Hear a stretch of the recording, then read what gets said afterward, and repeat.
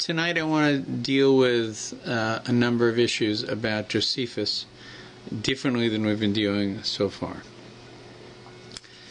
The question that has been at the foundation of the Josephus issue is to get to know who he was. That is to say, whose side was he really on? Was he a traitor? Was he a diplomat? What was he doing? And what was he after? And as I was preparing for a shir on this week's Parsha, Vayishlach, everything for me became very clear. Now, I'm not sure that I will succeed at explaining exactly what I understood at 3 in the morning Saturday night. Okay. But I'm going to try, because I found myself fascinating, I must say. So what's here? What's fascinating? This is a Parsha in which Yaakov returns from Lavan, and he's going to face his brother. The last time Yaakov and ESAV were together, Yaakov stole the blessing from ESAV, and ESAV promised to kill Yaakov. Right? He said, when my father dies, I'm going to kill him. And Rivka said, it's time to leave town. Yitzchak said, it's time to find a wife, go to my relatives, Lavan and the family, and maybe you'll find somebody there. But it's probably, as they used to say in mob movies, until the heat's over, until things cool down, it would be better if you weren't here. Yeah? And so Yaakov leaves. We understand that he may have spent years in the yeshiva of Shem and Aver before, but in any case, he leaves. 20 years later, he's now returning back to the family. Okay? And he's very nervous, right? He's been very successful. He's become very wealthy. He's out Lavan, his uncle, right? And he's coming home. And who's waiting for him? His twin brother. Right? Now, you have to realize there's a couple of things here. Where has Yaakov been all this time? He has been in the home of Lavan the Rasha, right? The trickster, the conniver, the crook, right? And where has ESAV been all this time? He's been serving his papa, Yitzchak Avinu, right? Rabbi Tarfon describes his kavod aveim as the greatest, ESAV's, greater than his own. Greater than his own, right? And Rabbi Tarfon himself was famous for how he took care of his mother. But ESAV had two great qualities, and that was care of his father, and also he never left Eretz Yisrael. ESAV, right? Yaakov broke contact with the family completely, to the best of our knowledge, and left Eretz Yisrael. Right? So now Yaakov is returning, right? And Yaakov, when he left, even though we understand Yaakov stands for truth of the three avos, one the Avraham stands for Chesed, and Yitzchak for Gevura, right? And we say that Yaakov stands for truth, for emes. Right? It's a little bit hard for us to understand because up until this point in the story, he's lived off a lot of deception. He stole a birthright, he stole a blessing, he negotiated with God, he told his mother that... What? It's if you use... Some say Tiferes, some say emes, but it's... What we say is it's the balance, he is the balance between Gevura and Chesed. And that balance is emes, right? Tiferes is also accurate. It's also, however you want to translate Tiferes. He negotiated with God, with his mother. He told his mother, I don't want to do this thing. His mother said, the curse will be on me. He said, okay, we'll do it. He goes to Lavan, and he Lavan is a trickster, and he seems to out-trick Lavan. Even though Lavan changed his wages 100 times, he comes out of it a wealthy, wealthy man at the end of it. But now, in a sense, is crunch time. And the Parsha begins... it begins with, he sent messengers or angels, malachim, either one, right? To see, what's going on with his brother. And it says the angels returned to Yaakov saying, we came to your brother, to ESAV. Moreover, he is heading towards you, and 400 men are with him. Right? 400 armed men, right? And what? Something threatening. It's very scary, right? Yeah. Yaakov became very frightened and very distressed. Right? Then it explains his strategic plans. He divided the people with him and the flocks and the camels into 2 camps. For he said, if Esav comes to the one camp and strikes it down, then the remaining camp shall survive.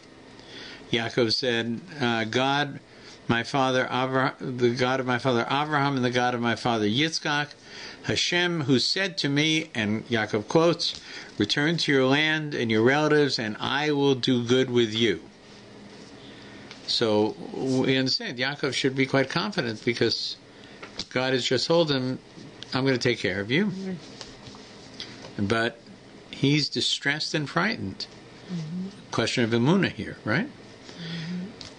And why? And he explains why. And this is a problem that many have. He says, I've been diminished by all the kindness and by all the truth that you have done to your servant.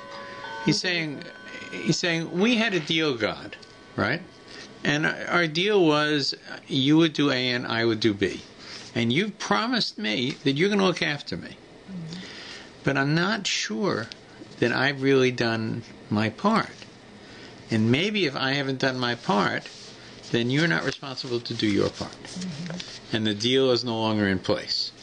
Because I didn't live up to it, and you did everything. You gave me all these kindnesses. I'm diminished by your kindness?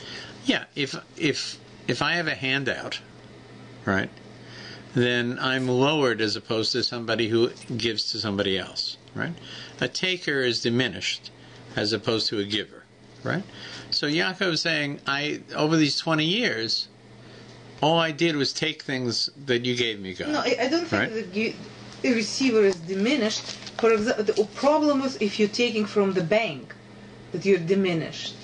Exactly. So that's a good example. And that is that when you make a contract, right, the contract you make is an exchange of something for something. Services for money, a building for cash, a car for a donkey, whatever.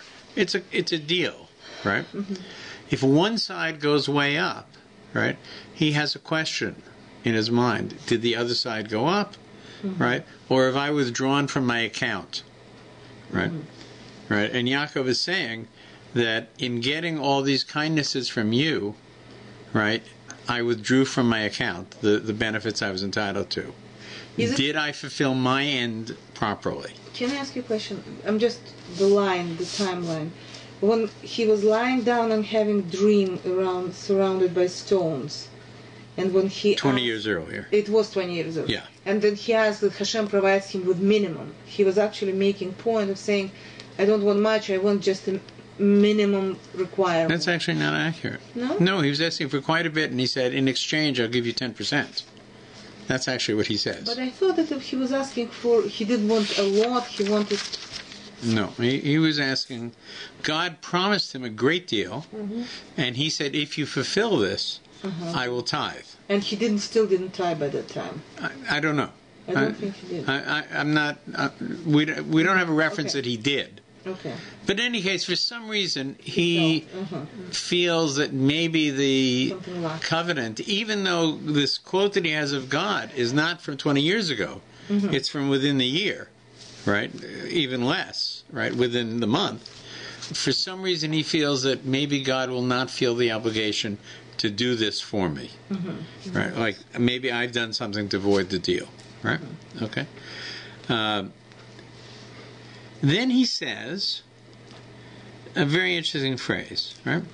First of all, Chazal tell us that when he says that he's frightened and distressed, that he's saying, I'm frightened that ESAV, coming with his 400 men, will kill me and my family and end the line of Yaakov.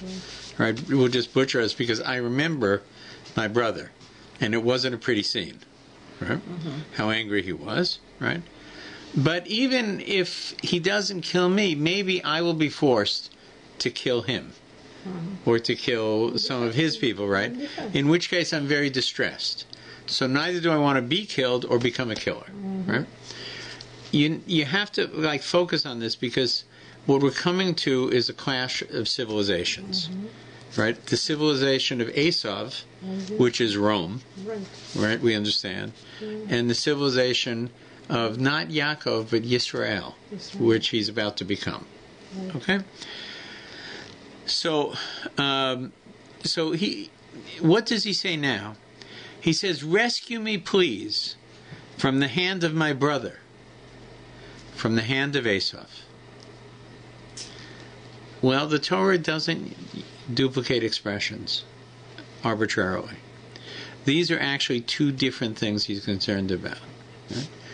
We understand the hand of ESAV, ESAV the butcher, ESAV the killer, right? He's very worried about that. But what about my brother? What about my brother? A brother, brotherly love, embrace, affection. Will I be drawn into, through his kindness, if ESAV has changed and become like my father, drawn into his own sick view of the universe, right? Is this a danger of the venture, my venture, which I preserved through my struggles with Lavan? Will it be destroyed by becoming part of my brother's camp, so to speak, right? And this is a problem that repeats over and over and over. Jews are a nation alone. We know the story of Dinah. We know what which comes later in this story, the killing by Shimon and Levi of Shechem. Right. This is an issue. So right now, he's actually facing the two ways in which Jews can be destroyed, through assimilation or through murder. Yes? Why would he assume that it's a sick point of view of ESAV? Maybe he lived in Israel for 22 years next to his father. Now he's meeting him. Maybe he's changed man. It's possible, but he certainly fears that he's going to be killed, right? And he's coming with an army, right? And his memory of ESAV is not one who's been mellowed by age. Now, interestingly enough, the point you make is Peshat. We're going to see that ESAV seems to be more the brother than the feared killer in their meeting. Right? Right? Okay. But did you say that first he's scared to be killed or to kill or to surrender to his bad influence? It's two separate ideas, right? The first thing is it says he's frightened and distressed, right? Yeah. So he's frightened about being killed and distressed about having to kill somebody to survive, right? Then later on, he's begging God to save me from my brother, save me from my brother, save me from ESAV, right? So he has no other brother, right? Why does the Torah repeat it? The Torah could either say, save me from ESAV, or save me from my brother. There's no difference in the meaning. He doesn't have a brother called Shmuel he's worried about, right? It's just his twin brother ESAV, right? So why does it say it twice? And the Chazal tell us that he feared the potential of seduction or the possibility of murder at this point. And that's what he's asking. Yes. That's what Chazal says, but Gale says that he actually, what was 100% what he knew, what fact he knew, that he stole from his brother. Yaakov knew fact that he stole from his brother twice. A feeling of guilt. Right. Exactly right. He never had the chance to apologize. He didn't know. Exactly right. We're going to get to it. It's a very good point. And in fact, your guy is absolutely right. That in fact, what he remembers about his brother was his brother's fury at being tricked. And, by the way, his father's anger and humiliation at also being tricked, by the way. He's being sent away. As well. And now he has to return to this, right? And he has no reason to think that that's changed. Right? He has no reason to think that's changed. He never did tshuva. Right? All he knows is that God said it's time to go home. And I'm going to protect you. What? It tricks father, it tricks brother. Mom says, okay, I will take it on me. Okay, that's fine. If you're taking, that's fine. So now, you're absolutely right. This is, maybe he's called heel for a reason. Yaakov means heel, right? And some might say that he's behaved this way to this day. But now they're coming to, as I pointed, crunch time, right? He's coming home, and there's an army marching towards him. Think of what his camp is, right? He has 11 sons. He has Dinah, right? He has 4 wives. And he has herdsmen that are working with him. So maximum, he has 20 men with him, probably, right? And they're not armed for war, right? We understand that Esau's people, are not tour guides. That's pretty clear at this point, right? And it may be, there's different views of it. I'm reading a Peshat. Some people say that there were 400 generals, each with their own division, that were coming as well. So it was a show of strength. Let me put it that way. Clearly a show of strength. And there's nothing that says that the messengers came back and said, your brother loves you and he's coming with an escort. It just says, we saw your brother and he's coming with 400 armed men. Right? So what happens? One of the most famous scenes in the Torah, right? Yaakov prepares for the moment. Confrontation. How does he do it? With prayer. That's always good, right? With dividing his camp, right? And preparation for battle, right? Strategy. And then finally with appeasement, right? He tells 5, I think it's a total of 5 servants. They could be malachim, they could be angels, they could be messengers. Gather together a very large flock of goats and sheep, right? And take them to my brother. And when you get to my brother, right? And he says, what's this? Tell him that your servant Yaakov has sends them as gifts to you, and he's coming behind. Right? And then 2 hours later, another servant will arrive the same way. You're not all going together. I want separate groups, right? So his 400 men and ESAV will see how I feel towards my brother. And repeat this each time, 5 times, right? And your servant is coming soon behind, right? So those are his strategies, his stratagems, as to how to survive the upcoming thing. That night, right, he goes to sleep separately from everybody else. He goes back across the brook, right, and he encounters a man, right? Not an angel. Torah tells us it's a man, right? Chazal says it's the Sar Shel Esav, the angel of the nation of Esav, right? The archangel of Esav. Some might say the Malach HaMavet as well. There's a lot of different opinions on this. And they have what was the first recorded wrestling match in history. And like professional wrestling, it was rigged. The outcome was planned ahead of time by God, right? Because when you wrestle with an angel, you're wrestling with an energy of God. Which means it depends on where the rheostat is set on the angel. Or in the words of Vince McMahon, the rheostat controls energy, right? Controls energy. Or in the words of Vince McMahon of the WWF, it depends on what the script was, right? And the script God prepared for the angel was fight all night, right, to a draw. And then you have to get him to let you go, and you can cause him some pain in the process. This is all God's plan for the angel, right? Had the angel been 10% stronger, Yaakov would have been dead.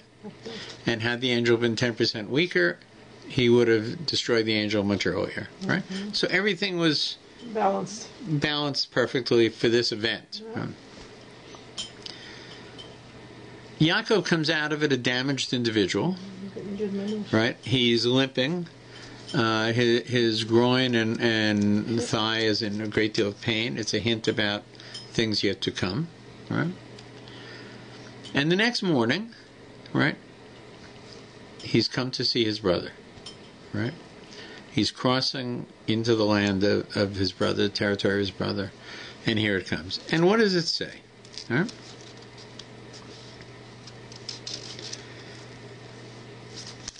He says, when my brother ESAV meets you and asks you, saying, whose are you, where are you going, and whose are these before you? You shall say, your servant Yaakov, it's a tribute sent by my Lord to ESAV, and behold, he himself is behind us. That's what was said earlier, right? Okay, so now, here it comes, right? And this is repeated over and over. Yaakov was left alone, he wrestled with a man, and Yaakov's name is now changed, right? He goes from being heel to straight with God, right? There's different translations of what Israel is. One of them is Yashar El, right? That he is straight in line with God at this point, right? Also, one who struggled with man and God and survived is another view of what it means. But I'm going to go with the first for now, Yashar El, right? Because that is a reverse of the Yaakov that we've known up to now. We can't describe Yaakov's behavior as very straight. Could be cagey, could be tactical. There's a lot of nice words for it. But I don't think straight would be one that we would use up at this point, right? But what happens, right? Now keep in mind, right, that ESAV represents the power, the materialism, and the strength of Rome and what becomes the Holy Roman Empire. Right? Yisrael, Yaakov, represents us, right? Our belief systems, our power, our strength, right? Okay.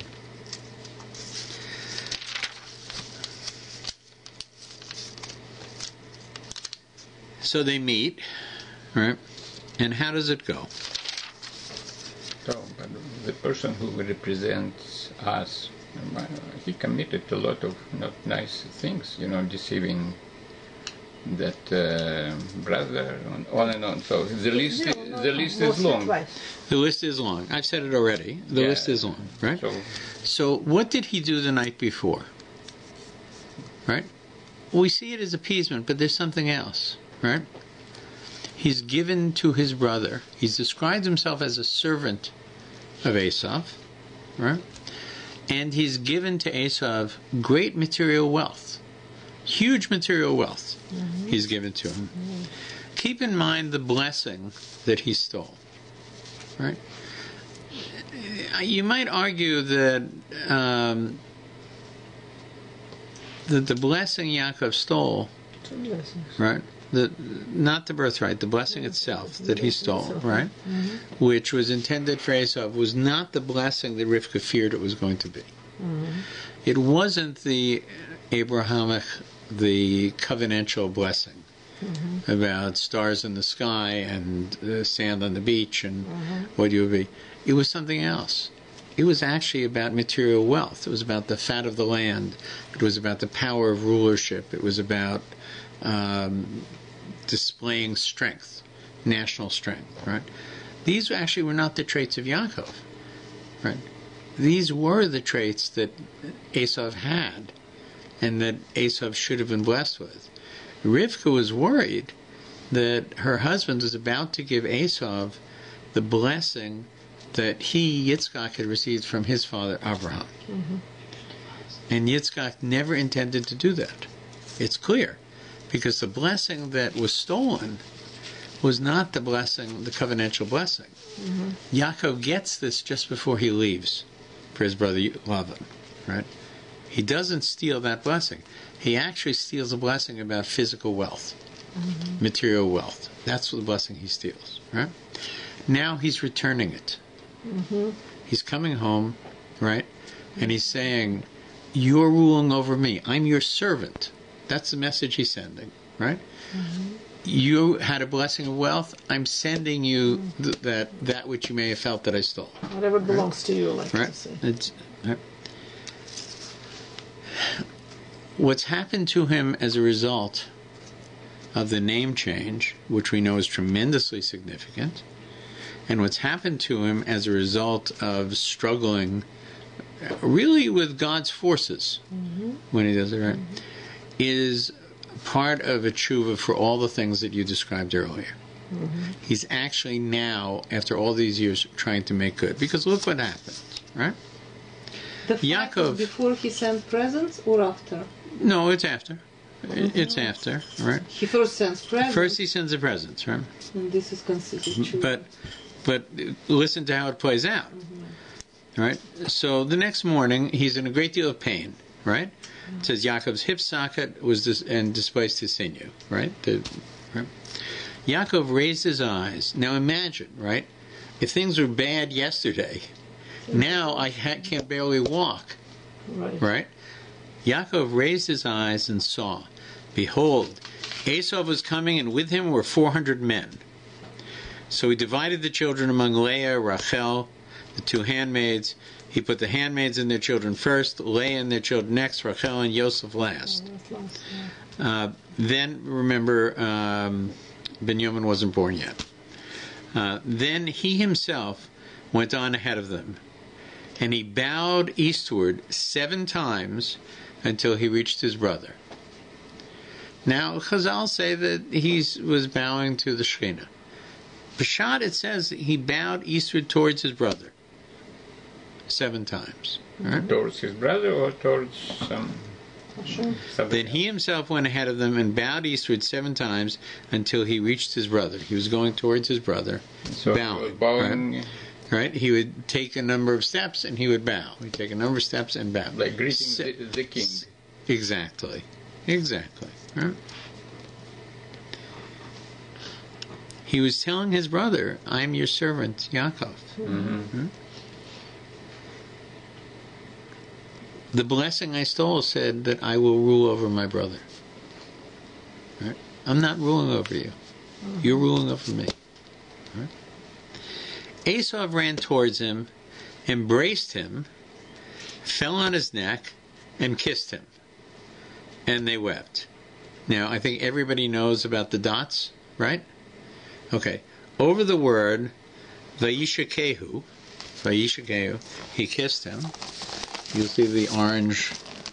Is it in the frame? Yeah. Can you see? Yeah. Okay. So the dots, when those dots are actually in the Torah, not just in the Chumash. Over the word, he kissed him. Right? And we know when there's a big letter or a small letter, when there's an extra space, something broken, something upside down, because of the grammar of the Torah, right? It's very significant. There's a dot over every letter here. How many dots there? 5? I think it's 7. 2, 4, 6. 6 it looks like.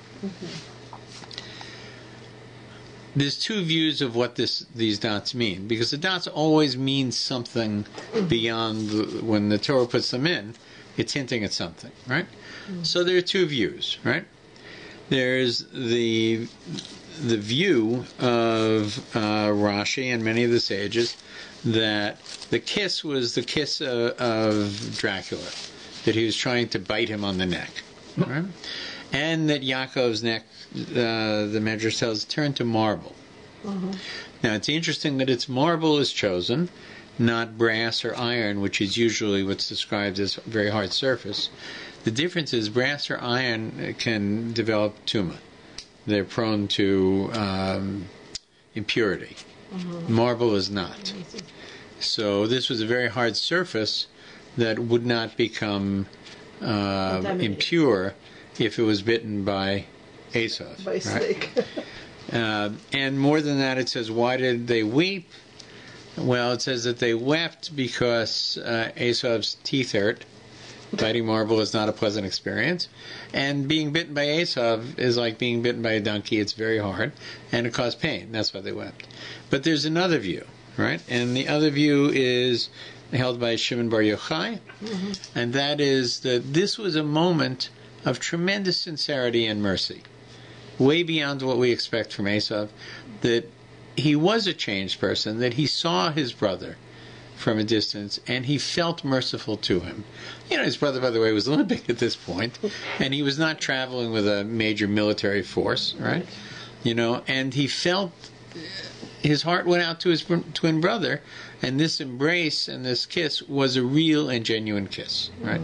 And they wept, which would be natural. Brothers who haven't seen each other for 20 years, and they want to find, you know, something, and he has been living at his father's emotional moment. Very emotional moment. Right? So it makes sense. Okay. The first story, whose imagination is about biting marble brushes. So okay, it's possible to find from the 4 dots. I can't believe the 6 dots. Huh? Right. No, the 6 dots mean that it's not everything that it appears to be. Yeah. Right. So the question is, what does it mean? We invent our story also because it's open to imagination, right? Well, both stories have been invented, so we don't need to invent it. Yeah. Right. You know, it's this side and this side, right? Yeah. But so the second story, looks like. But dots are not applicable to the brotherly. So let me just explain them, because this is now we're going to move on to Josephus, right? Okay. You asked the question, right? And by the way, the end of the story, actually, let me just mention this because it is important. So what happened after this? How did it go after this? It's very interesting because it's consistent with what you said, just to read the shot, right? So he says to him, and I think this is crucial to understand, right? He raised his eyes and saw the women and children, that's Esav, right? And he asked, who are these to you? Yaakov answered, the children whom God graciously has given to your servant. Remember, your servant. Right? Then the handmaids came forward, they and their children, and they bowed down. And Leah too came forward with her children, and they bowed down. And afterwards Joseph and Rachel came forward, and they bowed down. And he asked, this is again Esau saying, what did you intend by the whole camp that I met? You know, last night, what was that about? All these goats and sheep and coming, and you know, your servant is sending this to you, and you know, what was that about? Right? It seems an innocence on the part of Esau. You know, I'm happy to see you. What was that? Right? Like I don't need your bribe. Yeah. What was that about? Right? Yaakov answers, it was to gain favor in my Lord's eyes. Esau says, I have plenty, my brother. Let what you have remain yours. I've done very well over the last 20 years. I don't need the sheep and the stuff. And by the way, you're a traveler. You're coming back, right? You're going to need something to get started. Keep it. I don't need it.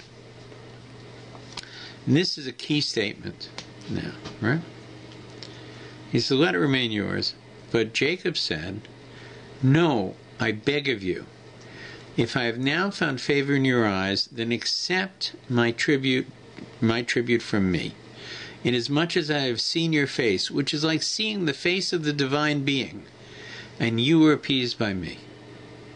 Please accept my gift, which was brought to you, inasmuch as God has been gracious to me, and inasmuch as I have everything. And he urged him, and Esav accepted. So what happened here? Yaakov changed his personality. Yaakov is a person who all up until now, throughout the whole Yaakov Esav story, is somebody who is not satisfied with his lot. He's always trying to get more than seems to be entitled to. He's negotiating with God. He's negotiating with his brother. He's negotiating with his father. He's making a deal with his mother. Finally, he's not happy with God's deal, and he makes another deal with him, right? With Lavan, he's negotiating. He's always trying to get more. Suddenly, Yashar El, straight with God, has come to understand, right, that material success is not what I'm about. I'm something else. I have striven with God and with an angel, and I have survived, right? My destiny has been changed when my name was changed. I am a different person. I virtually have everything because of this event. I am a new man. And he begs his brother, please take it. I really do want you to have it. I'm sincere about this. And Esav, because he's a normal person, says, okay, I'll take it. Right? But Esav isn't done. It's a very brotherly thing that's going on, right? Right? He says to him, he urged him and he accepted. And he said, travel on and let us go. I will proceed alongside of you. You're in a dangerous neighborhood, my brother. Right? Nobody will lay a hand on you if you're traveling with me and my 400 guys. Everybody knows who Esav is in this neighborhood, right? And you're safe. We'll travel with you, right? But Yaakov, he doesn't take the offer, and he said to him, my Lord knows that the children are tender, and nursing flocks and cattle are upon me. If they will be driven hard for a single day, then the flocks will die. Let my Lord go ahead of his servant, and I make my way at a slow pace, according to the gait of the drove, the herds, before me, and the gait of the children, until I come to my Lord at Seir. Esav says, let me assign to you some of my people that are with me. Okay, we won't all go, but, take some security. Take 20 guys, right? At least they'll know, mess with Yaakov and you answer to Esav. If they see my forces with you, right? You're right. It's a small bodyguard, but it's still. And he said, to what purpose? Let me just have favor in my Lord's eyes. And so they separated at that point. Now we understand that this reference to Seir, is about Messianic times, and that maybe Yaakov kind of outsmarted and escaped tremendous viciousness from Esav. It doesn't seem to be in the narrative itself, right? There is an idea a tradition that Esav always hates Yaakov, right? Clash of civilization. Yeah. That was certainly the belief in the time of Josephus, right? So, what's happening? Sorry, you want to answer? I have a comment and a question. I agree that probably it was a tshuva moment he was doing by sending tribute and by thinking all the thoughts and then by the fighting with the angel. Because we know that to do tshuva you have to go through the pain and right. to loss of the wealth. It allows the tshuva. But what happened, even he did tshuva, the fact that the fight with the angel left him limping. Right. I remember we were told that, and you mentioned that it's a future generation. There is some problem with his children, because it's a weakness in the groin. A weakness in the groin. But I think you don't have to look for children about weakness in the groin, because we know that it was a Joseph and Rachel, and like Leah with children, it was a Joseph standing in front of his wife. When you're describing the order of him, of family coming to Yaakov divided the most beloved and put them in the back, and and it's not only when you say the order of people. It was Leah with her children. No, it wasn't. It was the maidservants first with their children, and then Leah and her children. Leah and her children, and then it's a Joseph and Rachel. Right. Joseph was first, Rachel was behind him. Right. And we don't have Dinah, and we're told by the. It says and her children. We're told by the Midrash that Dinah was hidden. That's in the Midrash, yes. Right? Because Dinah could have been something which will solve the... Right. So there is a view that Esav would have become It means he didn't a decent person. But you're talking about Midrash, right? It says that with their children. It doesn't say with their sons. Okay, right? at least he was hiding his own wife Rahel, because if, No, she came forward and bowed as well. Okay, what I think... They all bowed, right? There's a Midrash... His tshuva wasn't complete, and this is why after he made tshuva, he continued deception by saying, okay, my children, whatever, not accepted. You're mixing the Midrash with what's actually here. No, right? no, you just hear you. No, the only child mentioned at all is Yosef. Okay. Right? Okay. So the fact that Dinah is hidden is not in the Chumash. Okay, let's leave Dinah alone. Let's in this case say why he started lying again. About what? He was changed man. His name is Israel. What is he lying about? To his thing, Esav, I'm gonna be just a little bit late. He doesn't accept the escort. You mean why he doesn't go to Seir? Yeah, he just begged Esav accept his gift. Esav just offer him escort. Right. Esav accepted his gift. Why he wouldn't? He insisted, and Esav accepted it. Yeah. Right. Why he wouldn't accept the Esav honor? Right. Showing him honor, and why he's not coming and doesn't have a plan to come. But we don't know that he... By the way, you're actually reading that in. We don't know that he doesn't have a plan to come. We know that he doesn't get there. Many plans that happen don't happen. He has... We know what happens to him. He ends up settling temporarily outside of Shechem. Yeah, and just his wife dies, probably as a punishment. You're mixing things up, as you know. His wife stole from her father. It's a midrash too. No, it's not a midrash. It's in the Chumash. No. The curse is Yaakov says, whoever stole this from you will perish. Will not live. Will not perish. You know what? I look at all this story, and I have a very simple explanation. It's simple bribe. It seems like a simple... He knows what he did. He knows that he's not clean, and he's bribing on the left and right, and he says, okay, By the way, interestingly enough, the difference between a bribe and tshuva is a big question, right?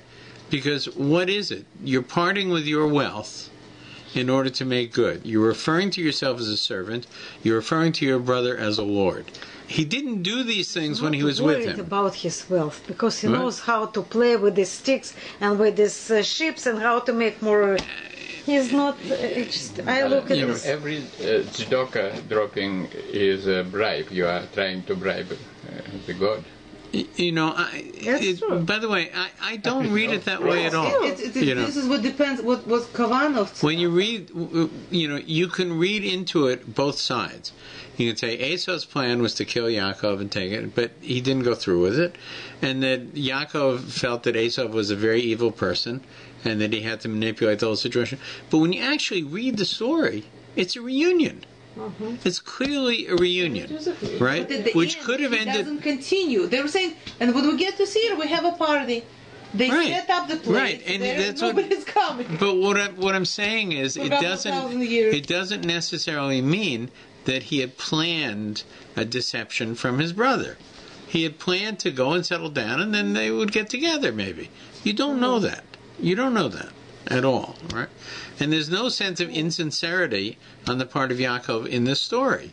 Why he doesn't accept 20 people? Why he doesn't accept the escort? First of all, he doesn't need them, right? Because he knows who he is now.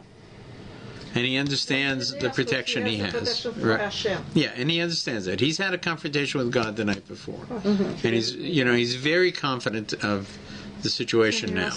Right? What? Don't we Jews don't know who we are, and God looks after us, He protects us? Why do we look to the Goyim to protect us, to help us? So, this is a separate question. But in terms of this event itself, right, is that if you're saying that Esav represents the Goyim here, it's a very good point. But certainly, Yaakov has found his protection the night before. in his confrontation with the angel and his success. He's a different person after it. We know it because his name is different. Of course. Completely different. He goes from the lowest of the low, the heel, to somebody who is in line with God at this point. Right? Or maybe Hashem saw that he has some problem, because if you win this battle, so you win and you are not limping, you are just winning. He was limping though. Yeah, but he was limping, so it means that there is something that Yeah, he paid a price for this. Absolutely. And he has weakness. And by the way, the point that you're making is a very important point, because what happens is, in a sense, is all through his life as Yaakov, he seems to be outfoxing. All through his life as Yaakov, he seems to be outfoxing people, right? Through his life as Yisrael, he's actually suffering the tricks of others. He is paying a price, and a painful price, right? His daughter is raped. Right. His children become murderers. Right. His favorite son, is sold into slavery. He now, instead of becoming the person in charge of everything, in many ways, it becomes a victim and does a lot of suffering at this point. Suffering because he is as Yisrael. As Yisrael. That's why he is limping. But I want to go beyond simply the story of that we've read and see it as something greater than itself, right? I want to come back to this idea of clash of civilizations, right? Is that the world of ESAV is very different than the world of Yisrael, right? It's a very different world. One rules by might. One is theological and philosophical. Very much so, right?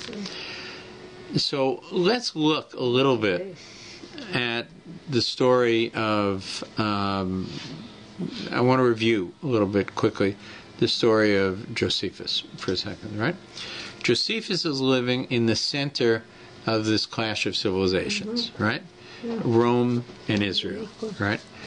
And he is a player in it and very involved in it, and we know, right? And what is his role is an interesting question at this point, keeping in mind what we've learned about the nature of these two people. He's born into a priestly family, right? I would argue that he's born into a Tzadduki family, because he says after examining everything, he chooses to be a Pharisee. Remember that? Right? So if you're born a Pharisee, you don't choose it. Right? So it's very likely that his family were Tzadduki, or appeared to be, right? And he has appeared to be, right? And he spent his time analyzing the Sadducees, the Pharisees, and the Essenes. And also, he spent, remember, 3 years, somehow, during this time, living with the mikveh man, right? Living with this hermit who was dunking people in the water. Sounds an awful lot like John the Baptist to many of us, but in fact, their lives didn't overlap that way. So there may have been a different mikveh man that he was close to, right? Keep in mind the name Jesus comes up in 23 different people in the stories or in the histories of Josephus. Now, it may be that it was just a very common name, right? But when we look at the Jesuses, most of them are very questionable in terms of their behavior. They turn out to be his enemies, right? There are some exceptions. As we go forward, we'll see. He's growing up in a very kind of strange Jewish world, in which the kings of Israel have come from the tribe of Levi, right? This is not how it's supposed to be. We're coming up to Hanukkah. This is when it changed, right? When the Maccabees fought and beat the Greeks, they not only were the priestly class, but they also became the executive branch, the kings of Israel, right? This was not what the plan was. We know that the plan was that the kings of Israel come from Yehuda, from the seed of David. Isha. So he's living in a world where, if you think of the 3 branches of government, the executive branch, the legislative branch, right, and the judicial branch, right, that the executive branch is now in the hands of the priestly class, right? The temple is in the hands of the priestly class. The Sanhedrin is dramatically weakened because it's really being ruled by Rome at this point and functions to a large degree that way. Who is judicial and legislative? Sanhedrin is really judicial and legislative. Right. And so the three branches in ancient Israel would have been, or four would have been the prophets, who are separate from the others, the king, the Sanhedrin, and the temple. Right? Yeah. And we know the king. We know the king has a separate court system from the others, right? But there still was a great deal of balance of power in ancient Israel because of this. But that balance of power was skewed by the priests and the kings coming from the same clan at that point. And in the end, we know it became very corrupt, that they were calling in the Romans to settle their own problems. These are the descendants originally of the Maccabees. It's a great tragedy. You know, Hanukkah is a snapshot in history. It is not the end of history, in certain ways, sadly. So this is Josephus, right? Josephus is chosen, right, at a very young age to go to Rome. He's 23 years old, and to recover 6 Kohanim that had been imprisoned by the governor in Israel, by the Roman governor in Israel. He succeeds. But he's very, very impressed with Rome. That's clear. You know, with the power of Rome, the strength of Rome. His description of how he arrives in Rome parallels very closely the story of Paul and Paul's arrival in Rome as well. Now you have to remember there are stories. There are stories that are what? Paul is much later. Not much later at all. No. Paul's stories happened while Josephus is in Rome, after the temple is fallen. Yeah. Josephus seems to duplicate at least 3 stories. This is one. The second story is the story of Ben Zakkai coming out of the Jerusalem to negotiate with Vespasian. And the third story is the story of Masada. He duplicates all of these stories in his own life. Why? It's very important to understand. And anyway, young Josephus leaves Rome with great success and great honor, and an impression probably of the justice of Rome, actually, by the way, too, because he won his case. Right. He brought home the Kohanim, right? And he returns to Israel. Israel is torn by dissent. We've seen this over and over, and it's not simply dissent, it's Jews killing Jews, right? And it's very distressing, and we've talked about this a lot. Where is Josephus in this, right? He's been appointed a governor of the Galilee, a military governor of the Galilee, right? He does by the leadership in Jerusalem, not by the king, by the leadership by the Roman leadership. No. The Jewish leadership in Jerusalem, which is politically independent, but clearly very concerned with the survival of the Jewish state, so to speak. Right?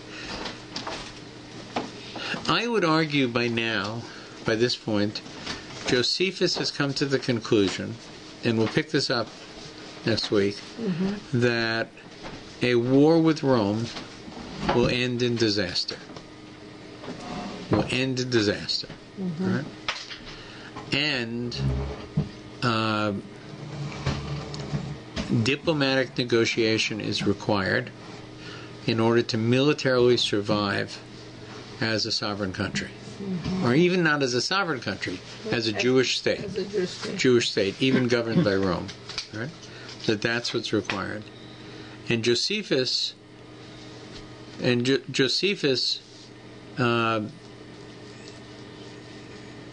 may be calm, cool, and collected, but he's in an environment of very, very extreme views. Now we know in his written documents later, the enemies of his stories, the villains of his stories, are the Sicarii, the zealots, and the corrupt governors of the corrupt Roman administrators. He doesn't have a problem with the emperors. He seems to be okay with them. And he doesn't have a problem with all of Jews, with the sole exception of the zealots, the extremists. Right? I think we should pick this up next week as we get closer to Hanukkah, because this really does touch on Jewish resistance, Jewish survival, and how Yaakov will succeed against ESAV in the future.